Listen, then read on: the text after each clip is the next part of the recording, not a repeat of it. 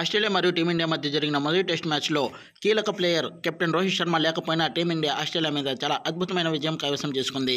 చరిత్రలో గుర్తుపోయేంత విజయం నమోదు చేసింది. 295 పరుగుల భారీ విజయం సొంతం చేసుకుంది. ఆస్ట్రేలియా టూర్లో టీమిండియన్ ప్లేయర్లు అదరగొడుతున్నారు.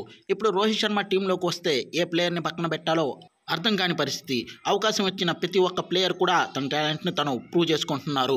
ఇక రోహిత్ శర్మని వద్దు, తను లేకపోయినా టీమిండియా గెలుస్తుంది కాబట్టి తన్ని ఒక్క సిరీస్లో పక్కన పెట్టండి అనే వారు కూడా లేకపోలేదు. టీమిండియా సొంత గడ్డ మీద న్యూజిలాండ్తో జరిగిన సిరీస్లో కేఎల్ రాహుల్ దారుణంగా విఫలమైన సంగతి తెలిసిందే.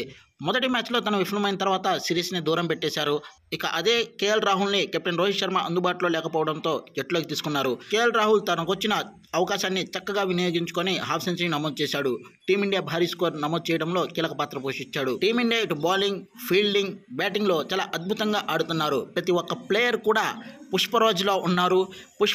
పుష్ప సినిమాలో ఎలా అయితే అస్సలు తగ్గేది లేదు అన్నట్టు తన యాటిట్యూడ్ ఉంటుందో భారత ఆటగాళ్ల యాటిట్యూడ్ కూడా సేమ్ అలాగే ఉంది అని ఆస్ట్రేలియా మాజీ స్పీడ్ బౌలర్ మిచెల్ జాన్సన్ స్పష్టం చేశాడు. టీమిండియా ప్రెజెంట్ చాలా అద్భుతంగా ఆడుతున్నారని, టీమిండియా జట్టులో ప్లేయర్లు అందరూ చాలా అద్భుతమైన టాలెంట్ ఉన్నవారని, ప్రతి ఒక్కళ్ళు సెంచరీలు చేయగల సమర్థత ఉందని, తను క్రికెట్ ఆడేటప్పుడు ఇండియన్ ప్లేయర్స్ కన్నా ఇప్పుడు ఉన్న జట్టు చాలా అద్భుతంగా, మెరుగ్గా, టాలెంటెడ్గా ఉందని, టీమిండియాని ఆస్ట్రేలియా ఓడించడం కాదు కదా డ్రా చేసుకున్న అద్భుతమైనని వ్యక్తం చేశాడు.